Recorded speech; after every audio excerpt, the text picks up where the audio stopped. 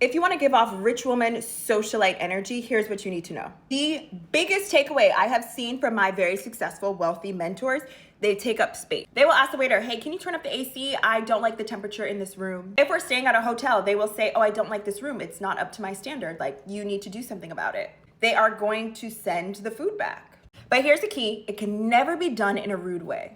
When you do it in a rude way, it conveys that you're not really used to this and you're sort of like on a power trip. It always has to be done in a kind but firm and direct way.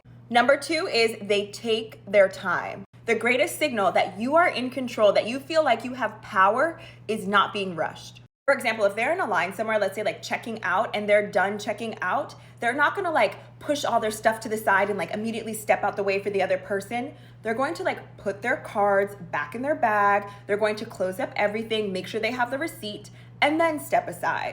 The next thing is they've mastered introductions. Like, they're very good about knowing how to introduce themselves and other people. I do this all the time. I really want my women, specifically my women of color, to know this. They're not deferential. I have seen my mentors get introduced to some of the most successful people in the world, and they will regard them like peers, like, oh, okay, great, nice to meet you. Or if someone makes a joke at their expense, they don't laugh at it. They stand firm and they correct them in real time. They don't let people play with them. In short, they don't let people play. They are direct and great communicators. You will never hear them say like, what am I trying to say? Like, they don't do that. They don't. And then lastly, the biggest tell is when you try too hard. I've seen my mentors in $20,000 Oscar de la Renta pieces, and they'll just be like, oh yeah, this.